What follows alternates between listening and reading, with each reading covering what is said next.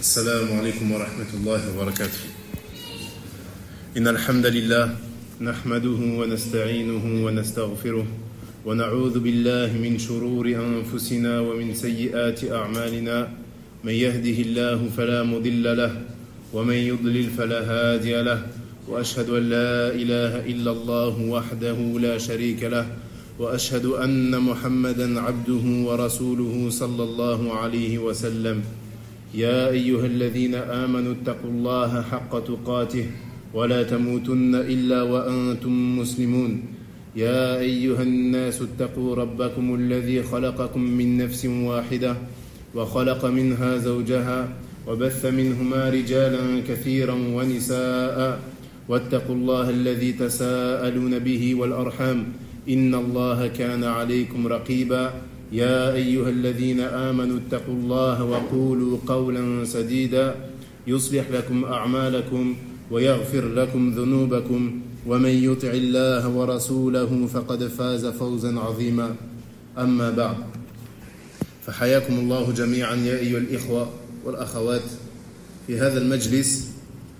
Dans cette conférence ou bi'idhnillah, on va citer 10 causes dont celui qui a été éprouvé par la sorcellerie, ou bien par le mauvais œil, ou bien par l'envie, ou bien par la jalousie, s'il préserve ces 10 choses-là, il se verra guérir par la permission d'Allah tabaraka wa ta'ala de ce qui l'a touché comme épreuve.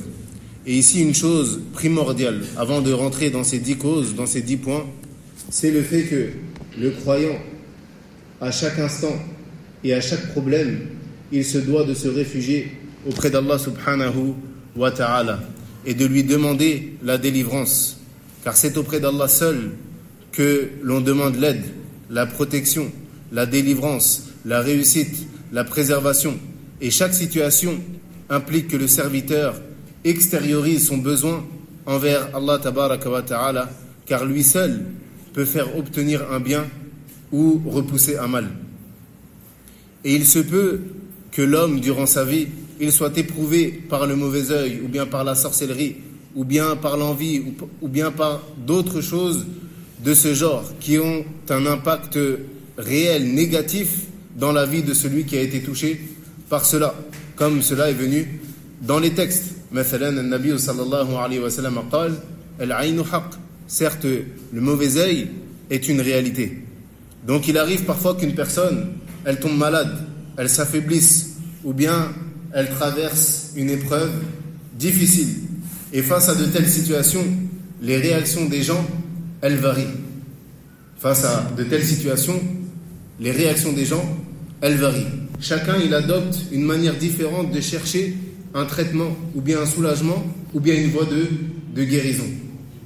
Mais lorsque la personne concernée, elle a peu de connaissances religieuses, une compréhension limitée des textes du Coran ainsi que des textes de la Sunna, et qu'en plus elle est mal conseillée par quelqu'un qui ne cherche pas sincèrement son bien, elle risque de tomber dans toutes sortes de superstitions ou bien toutes sortes d'égarements, sans fin ni limite.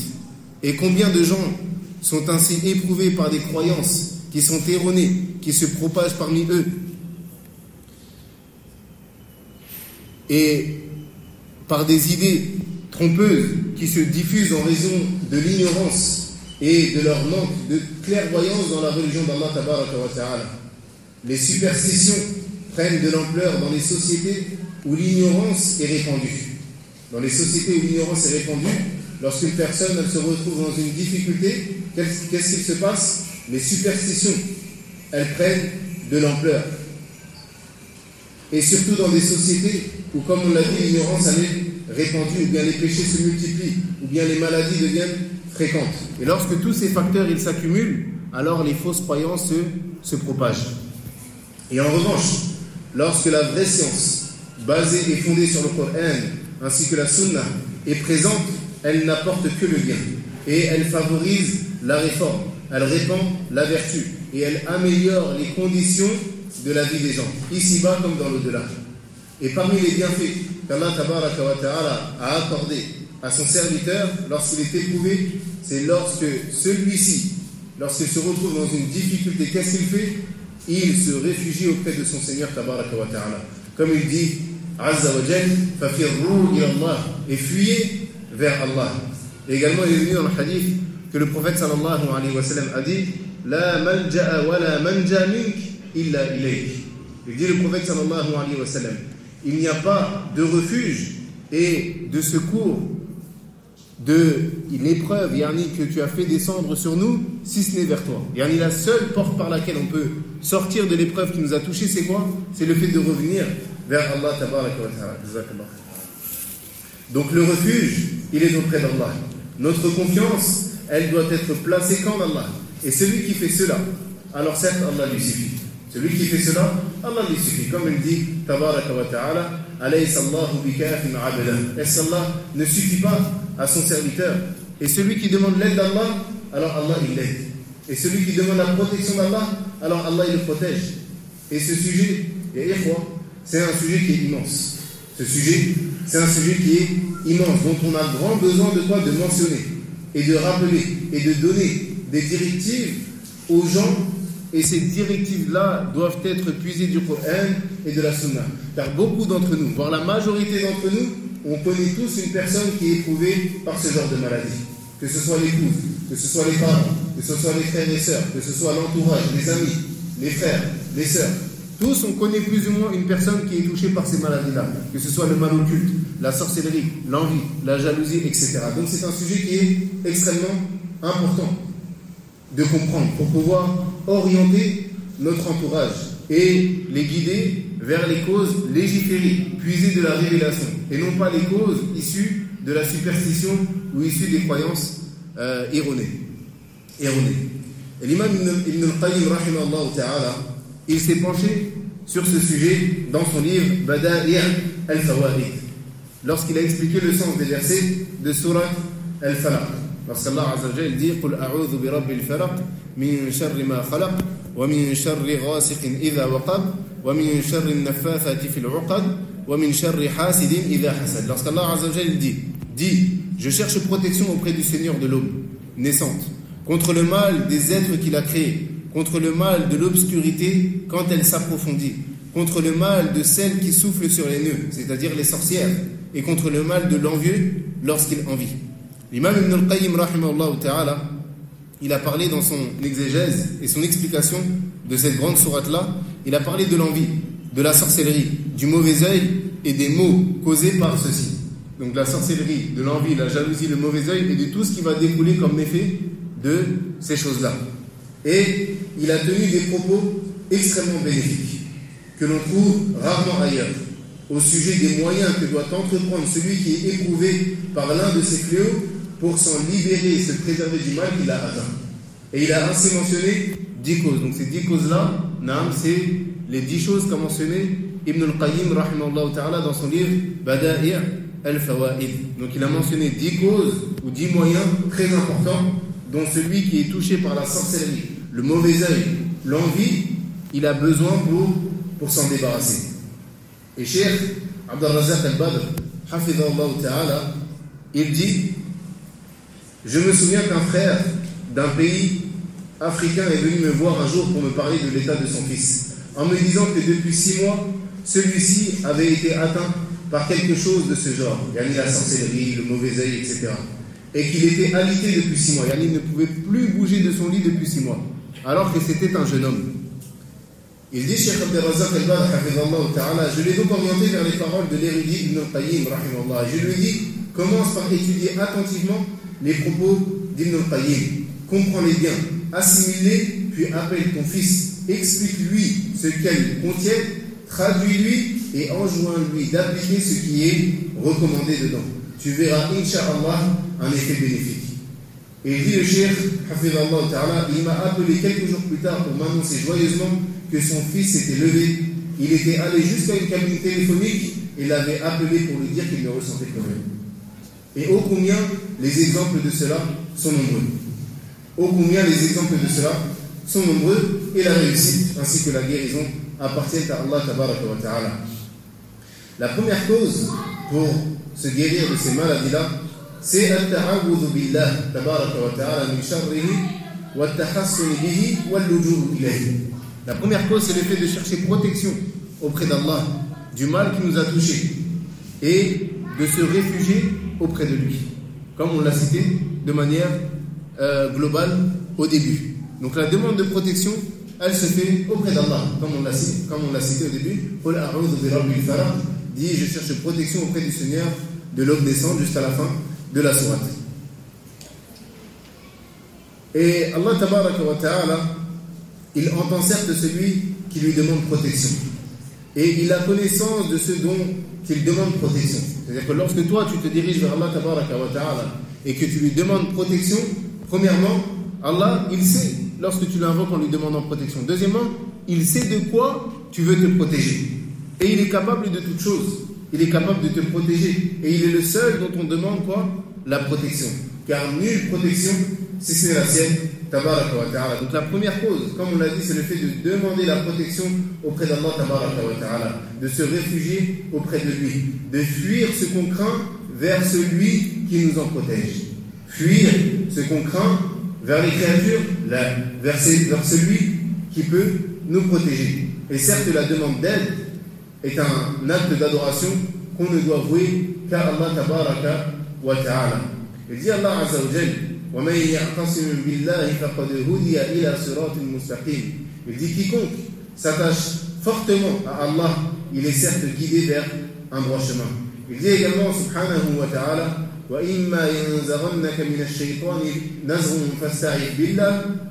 Il dit, et si jamais le diable t'incite à faire le mal, cherche refuge auprès d'Allah, car il entend et il sait tout. Et il dit également: وَقُلْ رَبِّ أَعُوذُ بِكَ مِنْ هَمَازَاتِ الشَّيَاطِينِ وَأَعُوذُ بِكَ رَبِّ أَنْ يَحْضُرُونَ. Il dit également, Allah tabaraka wa ta'ala, et dit: Seigneur, je cherche ta protection contre les incitations des diables, et je cherche ta protection, Seigneur, contre leur présence auprès de moi. Donc on voit une chose, c'est que dans le Coran, Allah tabaraka wa ta'ala nous a enjoint et nous demande de faire quoi? De demander la protection auprès de qui? Auprès d'une créature, auprès d'un mort, auprès d'une pierre, auprès d'un arbre? Là, mais de demander la protection auprès de qui? Auprès de lui tabaraka wa ta'ala, car il est le seul qui peut nous faire obtenir un bien et le seul qui peut repousser de nous un mal. Et soyons sûrs que si le serviteur se tourne sincèrement vers Allah tabaraka wa ta'ala, alors il ne l'abandonnera pas. Il ne l'abandonnera pas. Plutôt, il lui suffira et le protégera, comme l'a dit lui-même, encore une fois, Allah tabaraka wa ta'ala: alaysa Allahu bikafin abda. Est-ce qu'Allah ne suffit pas à son serviteur? Donc ça, c'était la première cause, le fait de se réfugier auprès d'Allah et de chercher la protection auprès de lui et de ne la rechercher auprès de personne d'autre que lui tabaraka wa ta'ala. La deuxième cause, c'est taqwallah. La deuxième cause, c'est la crainte d'Allah azza wa jalla.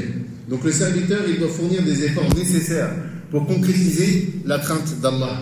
Et la crainte d'Allah, ce n'est pas uniquement le fait de faire des invocations, mais plutôt la crainte d'Allah, c'est de préserver les limites d'Allah azza wa jalla, de mettre en pratique ce qu'Allah a ordonné et de délaisser ce qu'il a interdit. ولهذا قال طلق ابن حبيب رحمه الله تعالى عندما سئل عن حقيقة التقوى قال ماذا؟ قال: تقوى الله أن تعمل بطاعة الله على نور من الله ترجو ثواب الله وأن تترك معصية الله على نور من الله تخاف عقاب الله. Il dit, rahimahullah ta'ala, la crainte d'Allah, c'est que tu œuvres avec l'obéissance d'Allah, que tu mettes en application l'obéissance à Allah, avec une lumière provenant d'Allah, en cherchant la récompense d'Allah, et que tu délaisses les péchés, que tu délaisses la désobéissance à Allah par une lumière provenant d'Allah, et que tu aies peur, que tu craignes le châtiment d'Allah. Donc c'est ça la taqwa. Ittikhad wiqayatin min adhabillah bi fi'li awamirihi wa shinabi nawahi. C'est le fait de mettre entre nous et le châtiment d'Allah tabaraka wa ta'ala une protection en accomplissant ce qu'Allah nous a ordonné et en délaissant ce qu'il nous a interdit. Donc, on se doit de connaître les ordres d'Allah ainsi que ses interdits, puis de combattre notre âme dans la mise en pratique de ses ordres. Et ceux-là sont les pieux. Qui sont les pieux? Ceux qui mettent en pratique ce qu'on vient de dire. Ceux qui mettent en application les ordres d'Allah et s'éloignent, délaissent la désobéissance en Allah tabaraka wa ta'ala. À eux appartient la bonne fin. Comme l'a dit Allah tabaraka wa ta'ala, et la bonne fin appartient aux pieux. Donc quiconque, peu importe la situation dans laquelle il se trouve, sache une chose, la bonne fin, elle appartient aux pieux. Si tu veux te sortir de cette situation, peu importe la situation dans laquelle tu te trouves, que ce soit dû à une maladie, que ce soit dû, comme on l'a dit, à une injustice, de la sorcellerie, ou la perte d'un enfant, la perte d'un parent, un divorce, quoi ou qu'est-ce, peu importe l'épreuve qui te touche, sache que la bonne fin, elle appartient aux pieux. Sache que la bonne fin, elle appartient aux pieux. Donc la concrétisation de la piété est une cause de bonheur, une cause de repos et de quiétude dans ce bas monde ainsi que dans l'au-delà. Et la concrétisation de la piété est surtout une des plus grandes causes de soulagement lors des difficultés. Et c'est de là qu'Allah tabaraka wa ta'ala, il fait la différence entre ses serviteurs, ou bien entre les croyants qui sont forts et les croyants qui sont faibles. Car les croyants qui sont faibles, lorsqu'ils sont éprouvés, qu'est-ce qu'ils font? Ils plongent. Tu vois que lorsqu'ils tombent dans une épreuve, qu'est-ce qu'il fait? Il se réfugie dans les péchés. Wal'iyadhu billah. Tu trouves qu'une personne, lorsqu'elle divorce, avant c'était une personne connue pour son attachement à la religion. Lorsqu'elle divorce, il dévie totalement. Ou la sœur, elle dévie totalement. Lorsqu'il perd un enfant, au lieu de se rapprocher de son Seigneur, qu'est-ce qu'il fait? Il tombe dans les péchés. Et ça, c'est le croyant qui a la foi faible. Parce que celui qui a la certitude qu'Allah tabaraka wa ta'ala, ou bien que la bonne fin appartient aux pieux, et qu'Allah azawajal, il accordera toujours une issue favorable à celui qui le craint, alors celui-ci il se réfugie auprès de qui? Auprès d'Allah. Comme il dit lui-même tabaraka wa ta'ala, وَمَنْ يَتَّقِ اللَّهِ يَجْعَلْ لَهُ مَخْرَجًا وَيَرْزُقُهُ مِنْ حَيْثُ لَا يَحْتَسِبُ. Il dit celui qui craint Allah, alors Allah il lui accordera une issue favorable. Et ça c'est une qaïda dans notre vie. Ça doit être une règle dans notre vie. Peu importe la situation dans laquelle tu te trouves, crains Allah tabaraka wa ta'ala. Et si tu le crains, tu verras qu'Allah il améliorera ta situation. Peu importe la difficulté de ton épreuve. Il dit également Allah tabaraka wa ta'ala, وَمَنْ يَتَّقِ اللَّهَ يَجْعَلْ لَهُ مِنْ أَمْرِهِ يُسْرًا. Et celui qui craint Allah, alors Allah il lui accordera une facilité dans son affaire.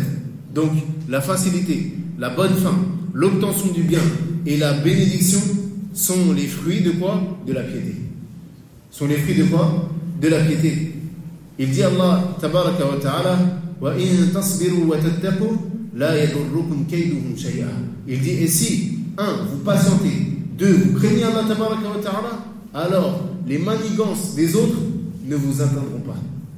Parce que celui qui est protégé par Allah tabaraka wa ta'ala, qu'est-ce qui peut lui nuire? Peu importe combien ces gens-là vont comploter contre vous, peu importe à quel point le sorcier, l'envieux, le jaloux veut t'atteindre, si c'est Allah tabaraka wa ta'ala qui te protège, qu'est-ce qui peut t'atteindre? Rien ne peut te toucher. Comme il dit également le prophète sallallahu alayhi wa sallam dans le hadith de Abdullah ibn Abbas radiallahu anhuma, yahfazillah yahfazk, yahfazillah tajidhu tujahak. Il dit préserve Allah, il te préservera. Et préserve Allah, tu le trouveras devant toi. C'est-à-dire qu'en préservant les ordres d'Allah tabaraka wa ta'ala ainsi que ses interdits, Allah il te préservera dans ton corps, dans ta santé, dans tes biens, dans ta religion, dans ta famille, dans ta vie entière.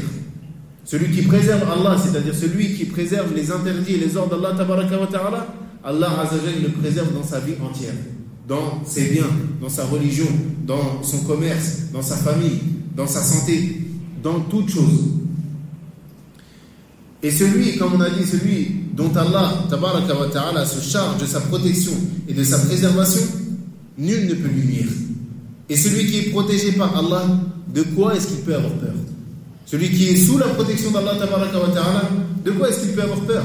Et c'est pour cela que celui dont la piété est faible, il a peur de tout. Et n'importe quoi. Celui dont la piété est faible, il craint toute chose, tout et n'importe quoi, il a peur. Et en réalité, c'est, comme les gens de science ils le disent, c'est un indicateur. Si la foi baisse, le cœur faiblit et le cœur ressent de la peur.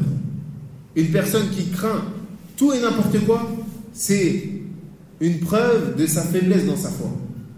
Comme les savants ils le disent. Celui dont la foi est faible, le cœur faiblit et le cœur ressent quoi? De la peur. Alors que si la foi est forte, le tawhid se concrétise, ainsi que la piété, alors le serviteur, il ne craint personne, si ce n'est Allah tabaraka wa ta'ala. Donc, la piété, c'est une immense cause qu'il faut concrétiser pour obtenir le bien, ainsi que les bénédictions et se préserver du mal. Comme il dit Allah tabaraka wa ta'ala dans un autre verset, وَلَوْ أَنَّ أَهْلَ الْقُرَىٰ آمَنُوا وَاتَّقَوْا لَفَتَحْنَا عَلَيْهِمْ بَرَكَاتٍ مِّنَ السَّمَاءِ وَالْأَرْضِ. Si les habitants des cités avaient cru et avaient été pieux, nous leur aurions certainement accordé des bénédictions du ciel et de la terre. Donc qu'est-ce qui les a empêchés d'obtenir ces bénédictions-là? Le fait qu'ils n'ont pas cru et qu'ils n'ont pas concrétisé la piété. La troisième cause, c'est l'effet de patienter sur l'ennemi. Yani qui nous a voulu du mal par la sorcellerie, ou bien par la jalousie, ou bien par l'envie. Et ceci, peu importe la nature de l'ennemi, qu'il soit un envieux, qu'il soit une personne qui porte l'œil, ou un sorcier, ou une personne ayant fait appel à un sorcier. Endurer le méfait et le désagrément de son ennemi avec patience, c'est-à-dire ne pas le combattre, ne pas se plaindre de lui aux gens, et ne pas même nourrir intérieurement l'idée de lui nuire. L'idée de faire quoi? Vu qu'il m'a nui, en retour, qu'est-ce que je fais? Je lui nuis. Celui qui ne fait pas ces choses-là, aucun homme n'a triomphé de son envieux ou de son ennemi d'une manière plus efficace que le fait de patienter sur lui. Aucun homme n'a triomphé de son ennemi qui l'a atteint par un mal, par une chose qui a mieux marché que le fait de faire quoi? Que le fait de patienter sur lui. Parce que plus l'envieux, il intensifie son injustice, plus cette injustice, elle est supportée avec patience par la personne qui est enviée, eh bien cette injustice-là, elle devient une arme, une force entre ses mains. En réalité, c'est lui qui possède une force avec laquelle il va combattre l'envieux sans que celui-ci ne s'en rende compte. Il va le combattre sans que celui-ci ne se rende compte. Et ça, c'est une parole immense, si on la médite. Car l'injustice de l'envieux ou du sorcier, elle devient comme une flèche qu'il tire contre lui-même, en réalité. Et la preuve de cela, c'est qu'Allah tabaraka wa ta'ala, il dit وَلَا يَحِيقُ الْمَكْرُ السَّيِّئُ إِلَّا بِأَهْلِهِ. Et cependant, la mauvaise manigance, le mauvais stratagème, il ne reviendra qu'à ses propres auteurs. Celui qui essaye de manigancer quelque chose pour atteindre une personne, eh bien il verra que ça reviendra uniquement sur lui. Donc l'homme, s'il est touché par une de ces choses-là, il continue sa vie, il continue son travail, il continue dans son obéissance à Allah tabaraka wa ta'ala, ainsi que dans son adoration, et il patiente. Il patiente face à la nuisance de son ennemi et ne se préoccupe pas avec lui. Il n'occupe pas son âme avec celui-ci. Plutôt, il se préoccupe de ce dont il va tirer un profit dans ses affaires, de ce bas monde ou bien dans l'au-delà. Donc, qu'est-ce qu'il fait? Il patiente. Et il ne nourrit pas l'idée de faire quoi? De lui nuire en retour. La quatrième cause, al-tawakkul ala Allah. La quatrième cause, c'est le fait de placer sa confiance en Allah tabaraka wa ta'ala et d'en s'en remettre à lui. De placer sa confiance en lui avec la certitude du cœur tout en faisant les causes légiférées et permises par le Coran ainsi que la Sunna. Donc celui, comme on l'a dit, qui s'en remet à Allah tabaraka wa ta'ala, il lui suffit. Et ce tawakkul, il est parmi les plus grandes causes par lesquelles les serviteurs, ils repoussent la nuisance des autres, leurs injustices ou bien leur oppression, car celui qui s'en remet à Allah, comme on l'a dit, Allah, il lui suffit.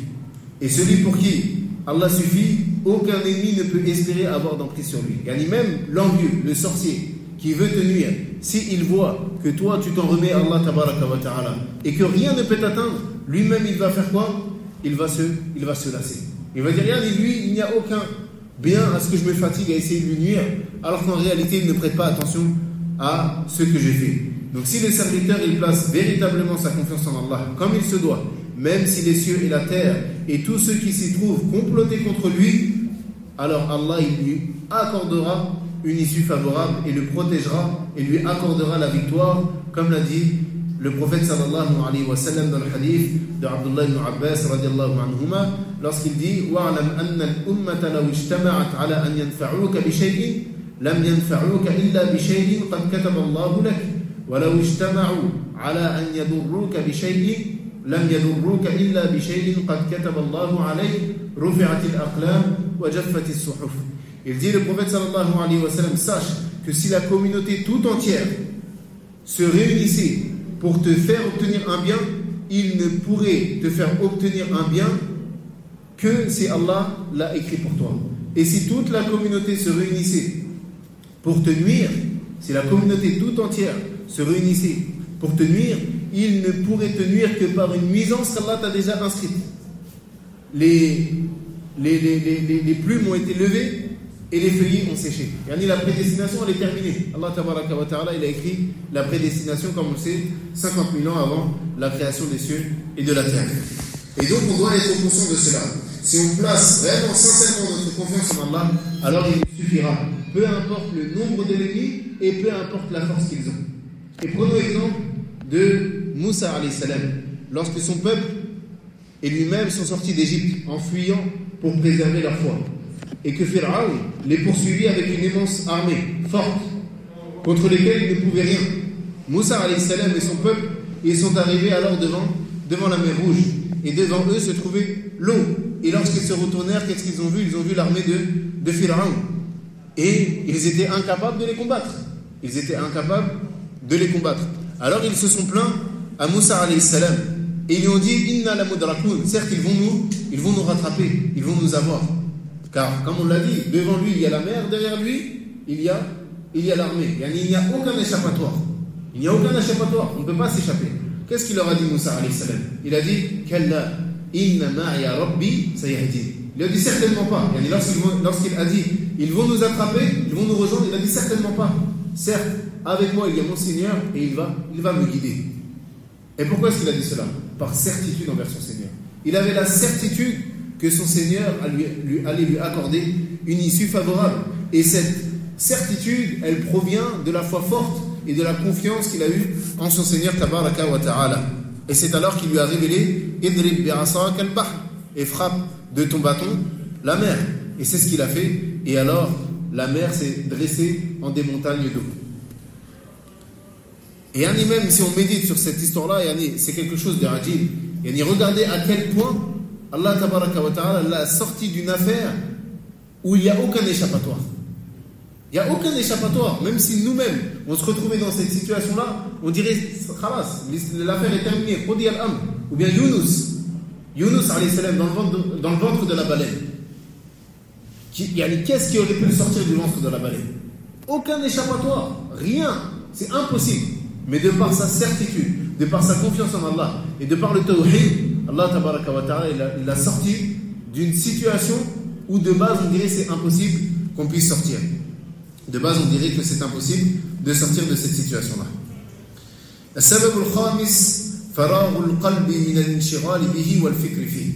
cinquième cause, c'est le fait de vider son cœur de toute préoccupation vis-à-vis de ce mal qui nous a atteints et le fait de ne pas y penser.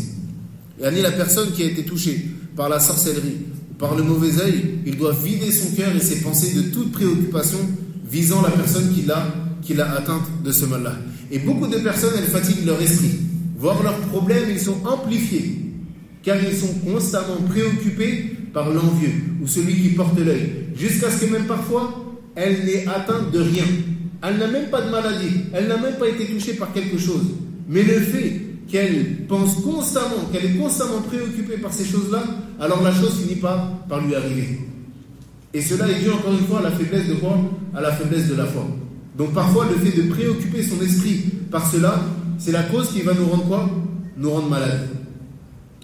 Donc parmi les immenses causes importantes, le fait de vider son cœur des préoccupations et de ne pas en faire une obsession. Et qu'à chaque fois que cela vient à l'esprit, on essaie de quoi? De l'effacer. On n'y prête pas attention, on n'y donne pas d'importance, on ne craint pas non plus cette personne-là, et on n'a pas peur de lui, car si on lui donne du crédit et qu'on s'en préoccupe, alors la situation va faire quoi? Va s'aggraver.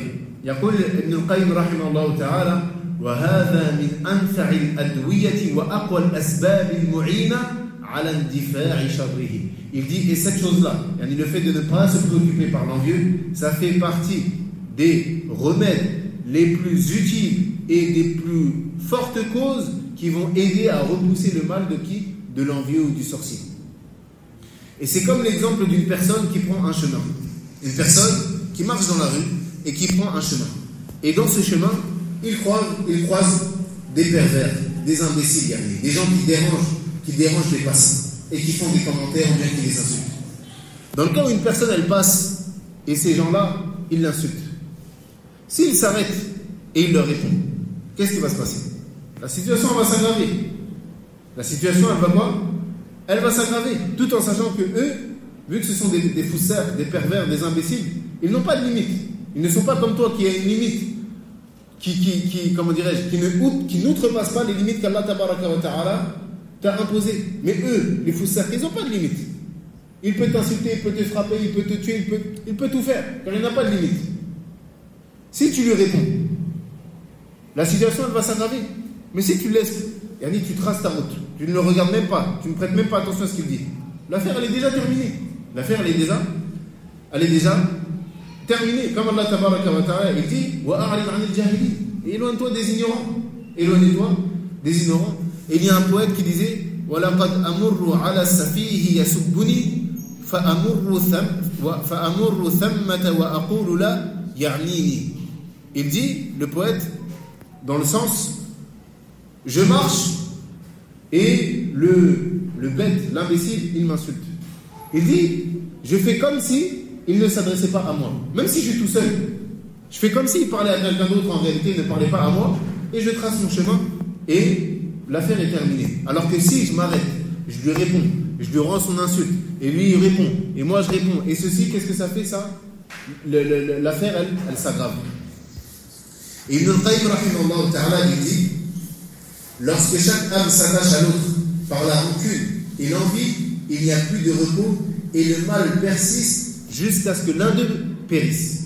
Donc si tu rentres dans cette guerre avec lui, avec l'envieux, avec le sorcier ou la personne qui t'a fait de la sorcellerie, il dit Ibn al-Qayyim rahimahullah ta'ala, vous allez rentrer dans une guerre, et cette guerre, la seule fin qu'elle aura, c'est le fait que quoi? L'une des deux âmes, elle périsse. Il dit, mais si on détache son cœur de cette personne, qu'on préserve son âme de penser à elle, de s'attacher à elle, et qu'on veille à ne même pas la faire passer par son esprit, et que si elle y passe, on s'empresse de chasser cette pensée en se tournant vers ce qui est plus utile et plus digne, alors le jaloux, l'envieux reste seul à se consumer dans son propre feu. Et ça, vous le voyez, toute personne qui veut te causer du tort, si tu ne lui réponds pas à la fin, il va s'énerver lui-même.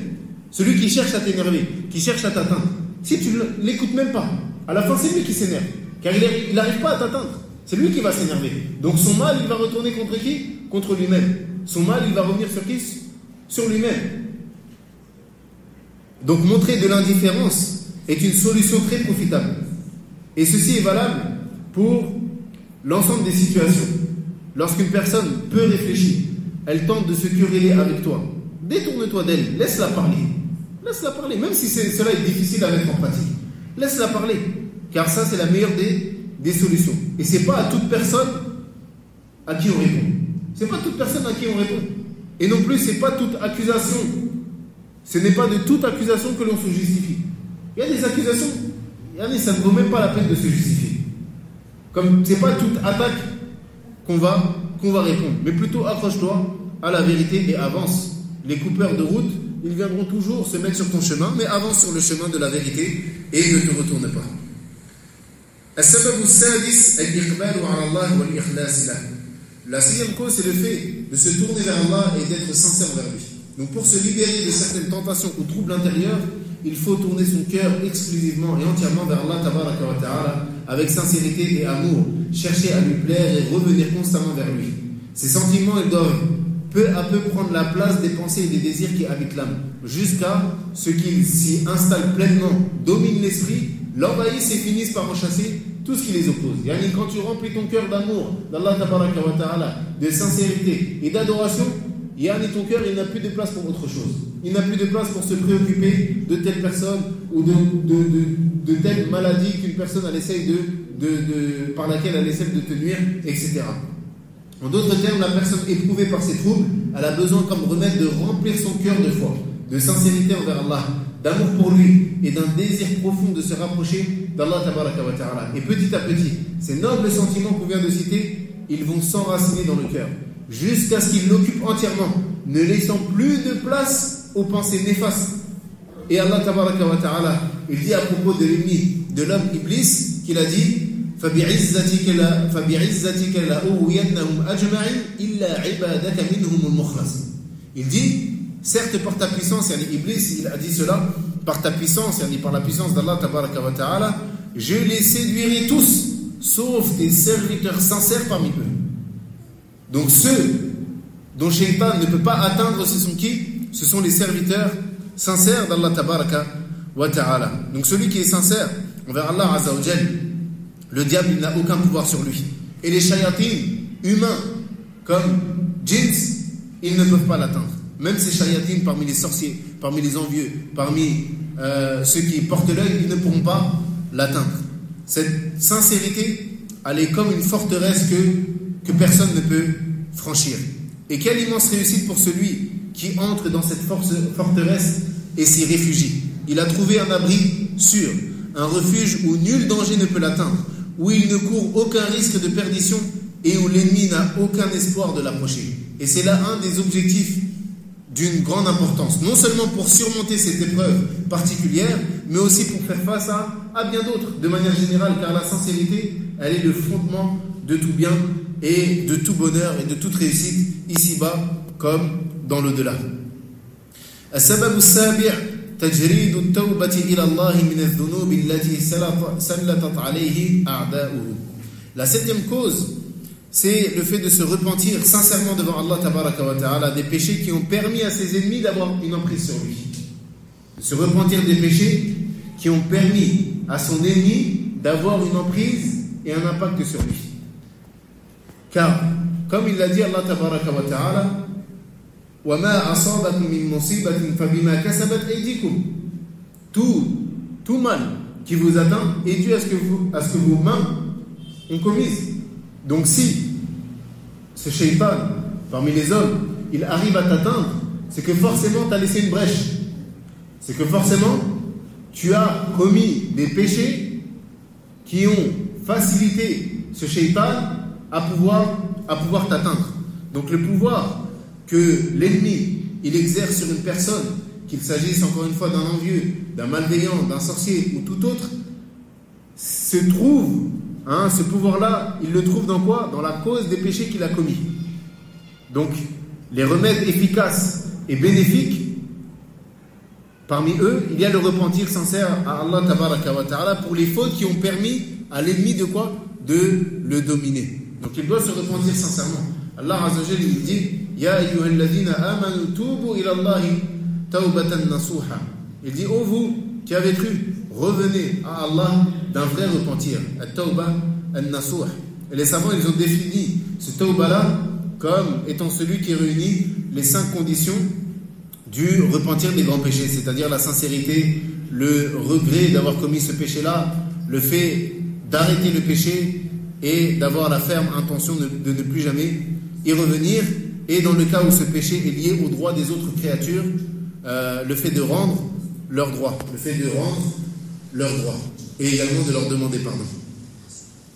يقول ابن القيم رحمه الله تعالى, il dit Ibn al-Qayyim رحمه الله تعالى, jamais un mal ne s'est abattu sur un serviteur, ni un ennemi n'a pu lui nuire, si ce n'est à cause d'un péché, qu'il en soit conscient ou non. Ça c'est important, qu'il en soit conscient ou non.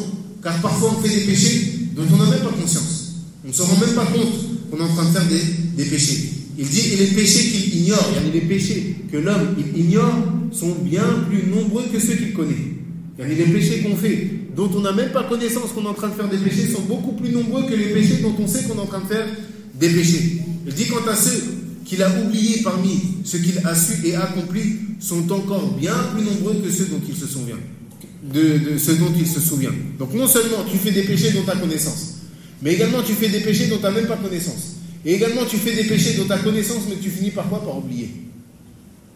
Et c'est pour cela que le serviteur il a constamment besoin de se repentir des péchés qu'il a commis, tout en ayant connaissance de ces péchés-là ou non. Il se repent à Allah de manière quoi? De manière générale. Il se repent de tous les péchés, qu'il en soit conscient ou non. Car ce sont ces péchés qui ont été la cause que cet ennemi a pu lui nuire. Et il poursuit l'imam Ibn al-Qayyim rahimahullah ta'ala en disant, il n'existe dans ce monde aucun mal, si ce n'est à cause des péchés et de ce qu'ils entraînent. Si l'homme est préservé des péchés, il est aussi préservé de leurs conséquences.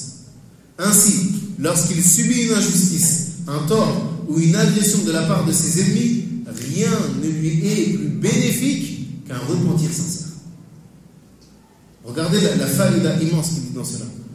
Rien n'est plus bénéfique à celui qui est touché par une épreuve que quoi? Que le fait de se repentir sincèrement à Allah tabaraka wa ta'ala. Car ce mal qui t'a touché, il n'a pu te toucher que par quoi? Que par le biais des péchés que tu as fait. Donc parfois, le malheur qui s'abat sur la personne, en réalité, c'est la cause par laquelle il va revenir à Allah tabaraka wa ta'ala. Comme si cette épreuve était pour lui un réveil.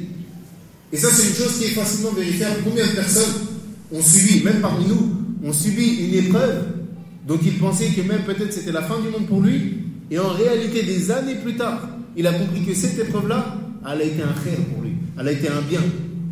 Et c'est peut-être même la cause par laquelle il est revenu vers Allah tabaraka wa ta'ala. Et ça, c'est des choses facilement vérifiables. Naam. السبب الثامن الصدقة والإحسان ما أمكن.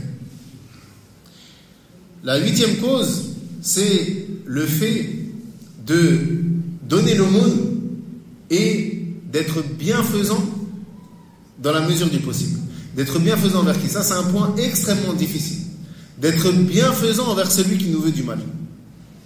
D'être bienfaisant envers qui? Envers celui qui nous veut du mal. Il dit premièrement, Nabi sallallahu alayhi wa sallam, as-sadaqatu tudfi'u ghadab ar-rabb. Il dit, l'aumône, elle éteint la colère du Seigneur. Et il dit également, Nabi sallallahu alayhi wa sallam, da'u mardakum bis-sadaqa. Il dit, guérissez vos malades par l'aumône. Guérissez vos malades par quoi? Par l'aumône. Il dit, Ibn al-Qayyim rahimahullah ta'ala, فإن لذلك تأثيرا عجيبا في دفع البلاء ودفع العين وشر الحاسد فما يكاد العين والحسد والأذى يتسلط على محسن متصدق وإن أصابه شيء من ذلك كان معاملا فيه باللطف والمعونة والتأييد وكانت له فيه العافية والعاقبة الحميدة والصدقة والإحسان من شكر نعمة فالشكر حارس النعمة من كل ما يكون سببا لزوالها. Il dit Ibn al-Qayyim rahimahullah ta'ala, la bienfaisance et l'aumône ont un effet extraordinaire dans la protection contre les épreuves, le mauvais œil et la jalousie du haineux. Rares sont les cas où le mauvais œil, l'envie ou le mal peuvent atteindre une personne bienfaisante et généreuse. Rares sont les cas où une personne bienfaisante et généreuse peut être atteinte par quoi? Par le mauvais œil ou par l'envie. Il dit, et même s'il est touché, donc même dans le cas où, malgré le fait qu'il est généreux et qu'il est bienfaisant, même malgré cela il est touché, il dit, elle bénéficie alors de la protection divine, du secours et de l'assistance d'Allah.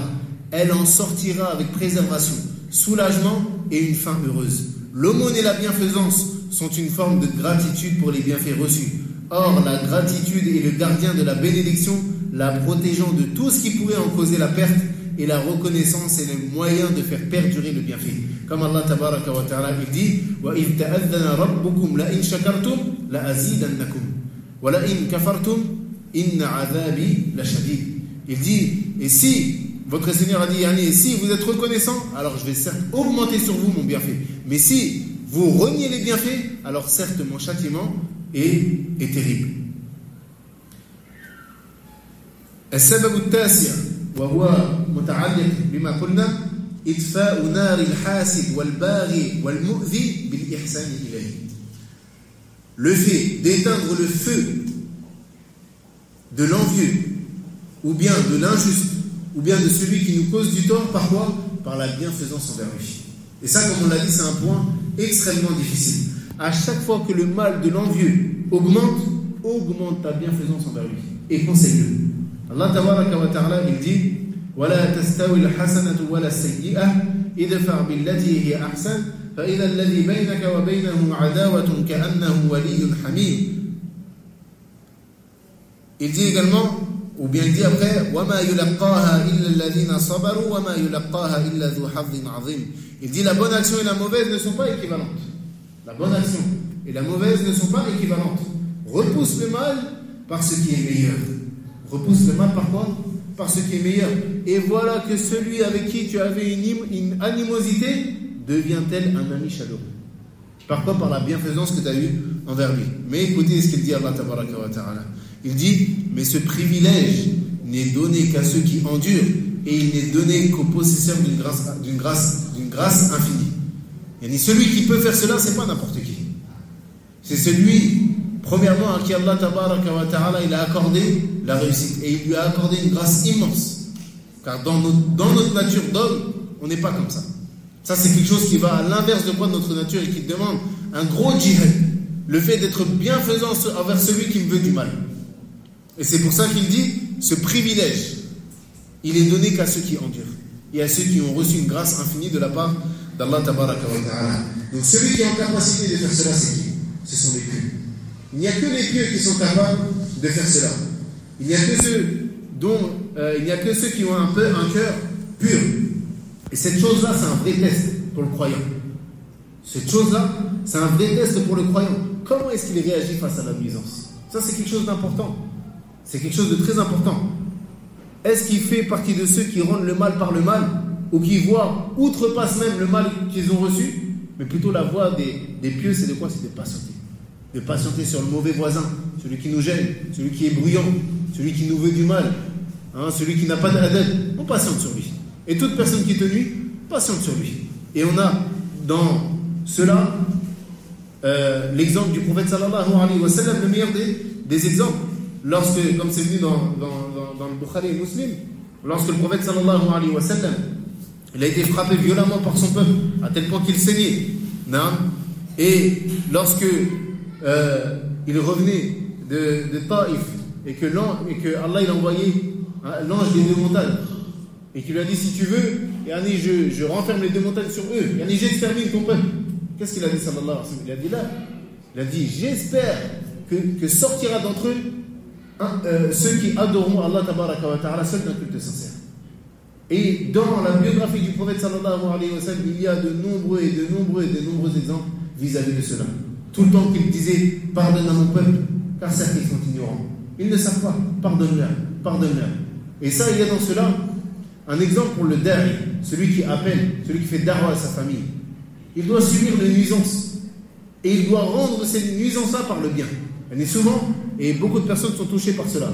Le fait que dans leur propre famille, le fait qu'ils essayent de faire da'wa, qu'ils essayent de les appeler à la voie authentique, à la croyance authentique, au chemin de la sunna du prophète sallallahu alayhi wa sallam, de ses compagnons et de ceux qui les ont suivis avec excellence, ils rencontrent de l'animosité, bien souvent. Et souvent, ils se plaignent. Qu'est-ce que je dois faire? La première chose, c'est patiente.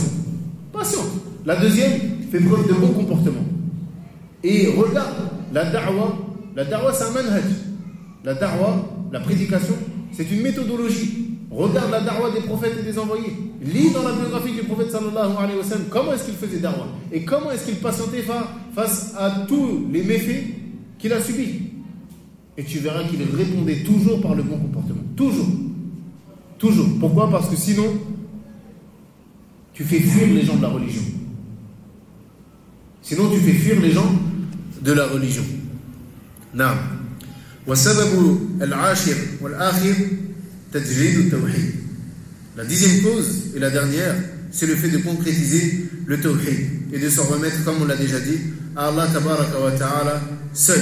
Et que rien, d'avoir la croyance ferme, que rien ne peut nous nuire et rien ne peut nous être profitable si ce n'est ce qu'Allah tabaraka wa ta'ala a décrété. Il dit Jalla wa ala wa in yamsaska Allahu bidurrin fala kashifa lahu illa hu wa in yuridka bi khayrin fala radda li fadlihi. Il dit, et si Allah fait qu'un mal te touche, nul ne peut l'écarter en dehors de lui. Donc ne te rends pas vers des marabouts, ne te rends pas vers des tombes, ne te rends pas vers les gens, mais invoque ton Seigneur, car la délivrance est auprès de lui. La délivrance est auprès de lui. Celui vers qui tu vas est qu'une créature qui ne possède ni bien ni mal. Il ne peut même pas repousser le mal de sa propre personne. Comment est-ce qu'il va le repousser d'une autre personne? Lui-même il tombe malade, lui-même il est touché par l'envieux, il est touché par le sorcier. Comment est-ce qu'il va repousser ce mal-là d'une autre personne alors qu'il n'arrive même pas à se protéger lui-même? Pourquoi? Parce que le fait de repousser un mal ou de faire profiter d'un bien est propre à Allah tabaraka wa ta'ala et personne ne le possède si ce n'est lui, Jalla wa ala. Donc il dit, et si Allah fait qu'un mal te touche, nul ne peut l'écarter en dehors de lui. Et s'il te veut un bien, nul ne peut repousser sa grâce. Il en gratifie qui il veut parmi ses serviteurs, et c'est lui le pardonneur, le miséricordieux. Et l'imam Ibn al-Qayyim, rahimahullah ta'ala, il dit, lorsqu'un serviteur purifie son cœur par le tawhid, la crainte de tout autre qu'Allah disparaît de son cœur. Son ennemi devient alors trop insignifiant à ses yeux pour qu'il le redoute en même temps qu'Allah. Yani tellement ton cœur est rempli de tawhid et de crainte d'Allah tabaraka wa ta'ala, cette personne-là qui te nuit, elle est insignifiante, elle ne vaut rien. Tu n'as même pas le temps d'y penser. Il dit, il réserve donc la crainte exclusivement à Allah. Il considère même que le fait de trop penser à son ennemi, de le craindre ou de se préoccuper de lui est une déficience dans son tawhid. Et le fait de remplir son cœur d'autre qu'Allah, et ici dans ce cas de figure-là, de la personne qui lui nuit, le fait d'y penser, il voit que c'est un axe, c'est une déficience dans son tawhid. Parce que si son tawhid était complet, il ne penserait à rien, si ce n'est à Allah tabaraka wa ta'ala. Il dit, rahimahullah ta'ala, car s'il parvenait à le purifier totalement, cela l'occuperait pleinement, et Allah se chargerait alors de le protéger et de repousser le mal de lui. Ainsi, s'il est réellement croyant, Allah le défendra à coup sûr, et la protection d'Allah envers lui sera à la mesure de sa foi.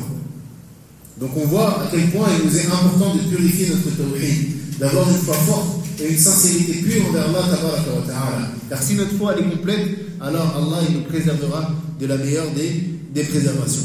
Et certains parmi les pieux ils disaient Man aqbala ala Allahi bi kulliyati aqbala Allahu alayhi jumlatan wa man a'rada 'an Allahi bi kulliyati a'rada Allahu 'anhu jumlatan wa man kana marratan wa marra fallahu lahu marra wa marra. Certains salafs ils disaient celui qui se tourne vers Allah de tout son être, Allah se tournera vers lui totalement. Celui qui se détourne d'Allah entièrement, alors Allah se détournera de lui entièrement. Et celui qui aussi, il y a celui qui est entre les deux. Parfois il est tourné vers Allah, parfois il s'en détourne, il dit alors Allah agira envers lui de la même manière. Parfois Allah se tournera vers lui et parfois il se détournera de lui. Donc toute l'affaire, elle retourne à quoi? Toute l'affaire, elle retourne à la purification du tawhid. Car comme on l'a dit, le tawhid est une forteresse, ou bien est la forteresse d'Allah. Celui qui y entre est en sécurité. Le tawhid, c'est la forteresse d'Allah tabaraka wa ta'ala. Celui qui entre dans cette forteresse-là, il est en sécurité. Et certains parmi les salafs, ils disaient également Man khafa Allah khafahu kulla shay wa man lam yakhaf Allah akhafahu min kulli shay. Il dit celui qui craint Allah, eh bien toute chose va avoir peur de lui. Celui qui craint véritablement Allah, toute chose aura peur de lui. Et celui qui ne craint pas Allah, alors Allah il fera en sorte que lui il aura peur de toute chose. Il fera en sorte que lui il aura peur de toute chose. Parmi les conseils, en plus, que Ibn al-Qayyim rahimahullah ta'ala, il n'a pas mentionné, mais qui marchent également, ce sont les invocations. Il y a beaucoup de personnes, elles sont touchées par le mauvais œil, ou par ces choses-là, et bien souvent tu trouves que c'est des gens qui ne sont pas assidus au azkar. Bien souvent tu trouves que c'est des gens qui, lorsqu'ils rentrent aux toilettes, ils ne font pas leurs invocations, ou bien leurs évocations. Lorsqu'ils sortent, ils ne font pas leurs évocations. Lorsqu'ils se déshabillent, ils ne disent pas Bismillah. Il y a comme c'est dit dans le hadith d'Ali ibn Abi Talib, il ne met pas le voile entre lui et les shayatines. Quand il est le matin, il ne fait pas les évocations du matin. Le soir, il ne fait pas les évocations du soir. Avant de dormir, il ne fait rien. Et tu trouves que ça, c'est une des portes immenses par lesquelles les shayatines ils viennent. Et un de nos mashayikh en Arabie, il nous disait, il nous rapportait de son cheikh, Abdurrahman al-Ghayyaf, rahimahullah ta'ala, qui venait de la région un peu désertique. Il disait que à chaque fois, comme vous savez, il voyageait à d'autres chamelles, etc. Et il disait, à chaque fois qu'il arrivait à un nouvel endroit, il faisait la doua de protection de l'endroit. Et à chaque fois, il ne lui arrivait rien. Et il dit, une fois, il a oublié de le faire, et un scorpion qui l'a piqué, il a failli mourir. Et ça, c'est des choses vérifiables. Et même certaines personnes, quand ils ne font pas leurs évocations avant de dormir, et moi personnellement c'est quelque chose qui m'est déjà arrivé. Pour vous, c'est pas des histoires. Moi personnellement ça m'est déjà arrivé. Parfois, ça m'est arrivé il y a quelques années. je prie, il y a une fête, je reste debout et je retourne me coucher dans la matinée. Et je m'endors, je ne fais pas mes évocations avant de dormir. Et vous savez, il a un nom ce shaitan-là, mais j'ai oublié son nom. Il y a celui qui vient et qui te bloque là quand tu dors. Ça, c'est quelque chose qui m'est arrivé personnellement. Tu sens qu'il y a quelqu'un, il y a une présence avec toi. Et tu essayes de bouger, tu peux pas. Droite, gauche, tout tourne la tête, tu essayes de parler, tu peux pas. Tu es bloqué. Ça, c'est quelque chose, ça m'est arrivé personnellement. Ça m'est déjà arrivé. Et en réfléchissant, toutes les fois, ça m'est arrivé plusieurs fois, toutes les fois ça m'est arrivé, c'est des fois où j'ai pas fait, subhanallah, c'est des fois où j'ai pas fait mes évocations avant de dormir. Et donc le premier conseil qu'une personne qui sent qu'elle est touchée par quelque chose, la première chose, sois intransigeant dans tes évocations. Ne délaisse jamais tes évocations du matin, du soir, avant de dormir, en te déshabillant, etc., etc. Ne délaisse rien de cela. Et également, parmi les causes qui n'ont pas été citées, mais qui sont importantes, le fait de faire ruqya sur toi-même. Et essaye de le faire sur toi-même. Essaye autant que possible de ne pas le demander d'une personne. Essaye de le faire toi-même sur toi-même. Et il n'y a pas besoin d'être hafiz Qur'an pour faire la ruqya sur lui-même. Et celui qui a mémorisé le Fatiha, khalas, il fait ruqya sur lui-même. Et également le fait, par exemple, de réciter, comme Ibn al-Qayyim également il dit, rahimallahu ta'ala, de réciter du Qur'an dans de l'eau, de postillonner, de la boire, de se laver avec. Toutes ces choses-là, ce sont des causes légiférées. Également le fait de moudre des feuilles de cidre, comment on appelle en français, le jujubier. Les feuilles de jujubier, prendre 7 feuilles de jujubier, les moudre, les faire bouillir dans de l'eau, boire cette eau, se laver avec. Tout ça, ce sont des causes légiférées. Mais ce qui est très important, c'est que la personne ne se rende pas chez les shayatin, chez ceux qui prétendent être des voyants, des sorciers, tous ces djels-là, qui profitent du malheur des gens pour extorquer leur argent, qui profitent du malheur et de la détresse des gens, pourquoi ? Pour les escroquer et les arnaquer. Donc, il y a ce qu'il faut retenir de ces choses-là, ce sont ces 10 causes-là qui sont des causes très importantes pour repousser le mal de l'envieux ou bien du sorcier. Donc, ces points-là, ce sont des points qui sont très importants de mémoriser, de retenir, de réviser, de mettre en application également, de transmettre à nos proches. Afin qu'ils se protègent, se préservent, et pour celui qui a été touché, même qu'ils mettent en application ces conseils-là et ces causes-là. Wallahu a'lam wa sallallahu ala nabiyyina Muhammad wa ala alihi wa sahbihi ajma'in.